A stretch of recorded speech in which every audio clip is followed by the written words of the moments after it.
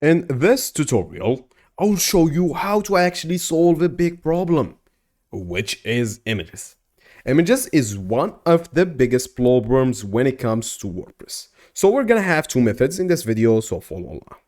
The first method is actually compressing our images. Let me give you an example.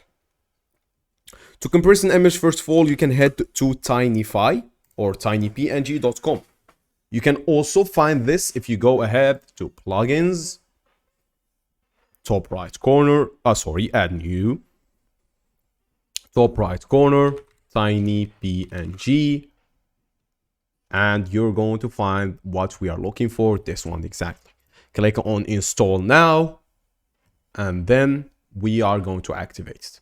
So if you already have, say for example, dozens of images and you like to compress them, come here, upload them. You are able to upload 20 images, max 5 megabytes each. So let me show you an example of an image I have right here.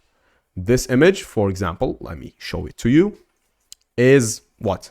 It's a couple of kilobytes, all right? So let us grab this image first of all, click here and drag it, and let's see. It's 559 kilobytes, and we've did 72 optimization in this image. The more image that contains just text and stuff, it will be easier to compress.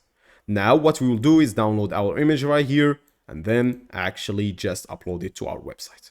But there's still another method. And this method is actually called lazy loading. So lazy loading is actually just loading the image before the person is viewing it, without like loading all of the images. So WordPress treats all images, by uploading them all, meaning that it will request all the images for the person that's looking to view them, and then it will show it to them. That's not very effective. So what I'll suggest, go back to plugins, search lazy loading. Here you will be prompted with those results. And one of the best is called Smashy Lazy Load. I'm not really using it. What I'm using is something else. I'll show it right now. So what I'm using is something called W3 Total Cache. It also works perfectly fine. Click on install now and you will be good to go. As I said, lazy loading is something that have, some good sides and some very bad sides.